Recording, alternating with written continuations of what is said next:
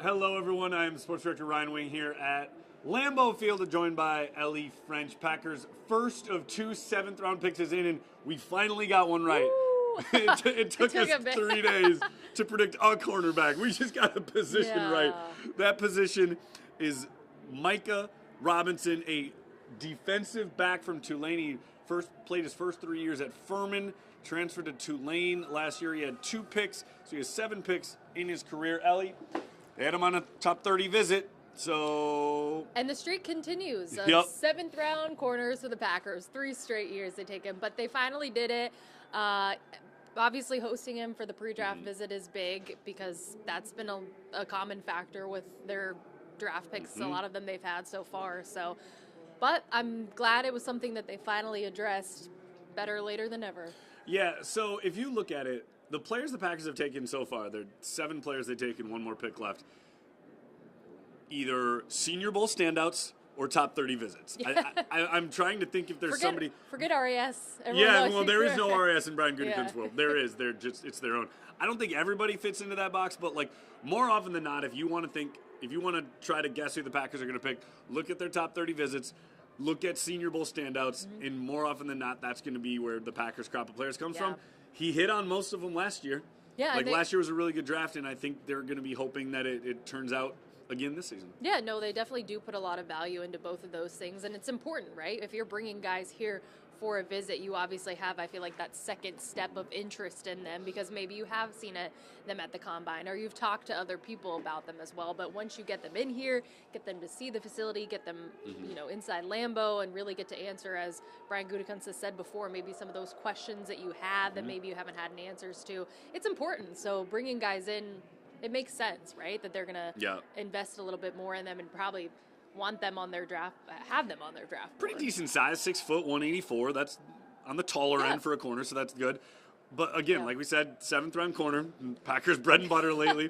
First time he's gone to a non-Power 4 school for a draft pick here this year. It's interesting. I wonder, and I'm sure someone will ask this question, or we asked the question, is the value of getting a corner later as opposed to like we've seen them do in the past before when they got Jair Alexander in the first round. Is there something about finding more value at that position later, or why didn't they end up taking what many maybe thought as a Maxwell Hairston or some of the or a Jahdae Barron, some of the I know. So but Hairston was available when they were in the first round. Barron was gone, Hairston was available. But Siobhan Ravel was in the second round. Yeah, they just didn't end up going that route. So it's interesting that, a position where some may think, you need to get one of the top guys in order to have that talent translate.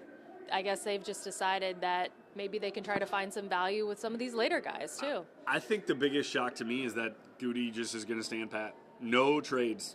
Oh, yeah. Because you can't trade down anymore. You only have 1 pick to give. Yeah. So I know, because I'm trying to think if, I don't know, do you remember the last time where they didn't really, try to get any more picks than what they had coming in? Here. So, but I'm sure, because he sounded like he wanted to try to get Absolutely. more, You said he had which 8. everyone does, right? You always want more. Yeah. So, it's interesting, because I thought they would maybe try to get to, 10 somehow, but. Let's see, 2024. They made 1, 2, 3. 2023, 1, 2, 22 they did, 21, 20, 19, 18, 17, 16, 15, 2014. 2014 is the last year of the draft. So 11 years ago is the last time that Brian Gutekunst didn't do any trades. And he wasn't the GM. Because he took over in 18. 2014 is the last year the Packers did not make a trade in the draft. Let me make sure that's correct. That's just drafts and trades in general. I was to say, I'm curious. I'm sure he tried. Oh, of course, he said. Didn't yesterday he say on that he would have liked to have gone down yesterday in day 2, but nothing really materialized. He said they had options in day 1, but he goes, we liked Matthew Golden too much to move off of it. No, that totally makes sense too. So 1 pick left. That pick will be. We're getting there. We're getting there.